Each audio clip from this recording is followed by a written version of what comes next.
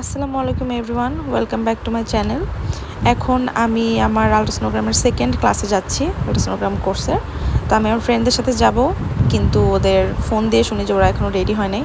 পরে আমি রিক্সা থেকে নেমে হোস্টেলের সামনে দাঁড়াইছি ওদের রিসিভ করার জন্য। 10 মিনিট আমাকে ওয়েট করায় রেখে আসছে। আরেকটা কই? ও ও মাই গড, কত লেট পাইছি, কত লেট। কত কয়টা বাজে? 28 বাজে। কখন আসার কথা ছিল? আচ্ছা নাম ক্লাসে যাচ্ছি, 4:30টার ক্লাস।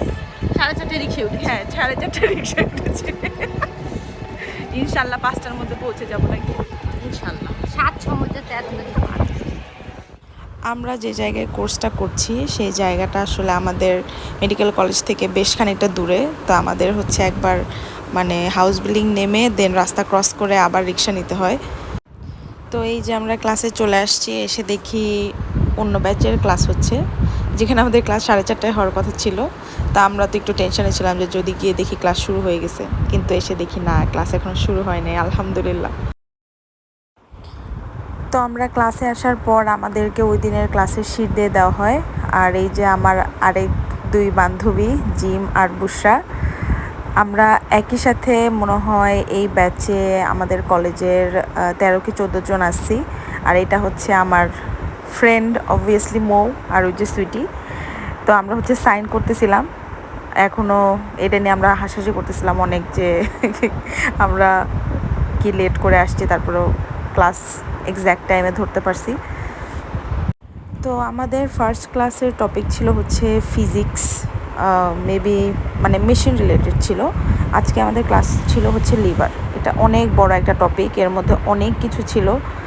মানে একটা টাইমে গিয়ে আমাদের বিউটিফুল মৌ ঘুমায় গেছে ক্লাস করতে করতে, কারণ আমরা অনেক টায়ার্ড ছিলাম। আমাদের গতদিন নাইট ডিউটি ছিল, আমাদের সেন্ট্রাল সার্জারিতে প্লেসমেন্ট। তো সেন্ট্রাল সার্জারিতে আমরা যারা নাইট করি তাদের পরের দিন ডে অফ থাকে, কিন্তু আমরা মেবি কলেজ থেকে আসছি হচ্ছে 1টার পরে, আবার ক্লাস ছিল 4:30টায়। তো আমরা আসলে একটু এক্সস্টেড ছিলাম।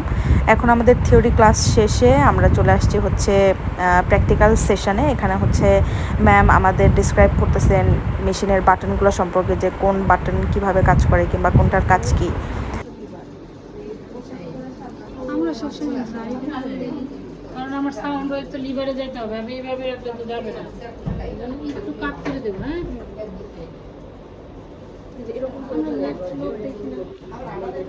হ্যাঁ, আচ্ছা লেফট লোক যখন বললেন লেফট জনের একটা বুদ্ধি শিখে দেয়, পেট ফুলান তো। তো ক্লাস শেষ হওয়ার পর আমি আর বুশরা জলদি জলদি বের হয়ে গেছি, কারণ বুশরা মানে ওইখান থেকে মিরপুর যাবে আর আমি হচ্ছে টিউশনে যাব। এই জন্য আমরা জলদি জলদি বের হয়ে গেছি। দেন এই যে আমি আবার মৌ আমার জন্য খাবার নিয়ে আসছিলো, সেইটা আনতে ভুলে গেছিলাম। পরে আবার নিচে থেকে উপরে গেছি, দেন খাবার নিয়ে আসছি। এই যে আমরা দুজন যাচ্ছি।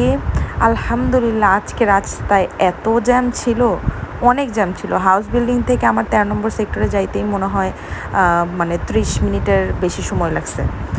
এই যে আমি এখন টিউশনে চলে আসছি, আমার স্টুডেন্টকে পড়াচ্ছি। পড়ানো শেষ করে বাসায় চলে যাব। বাসায় যাইতে যাইতে প্রায় 8:30 বাজছে। খুবই এক্সস্টেড আমি। So thank you for watching. আল্লাহ হাফেজ।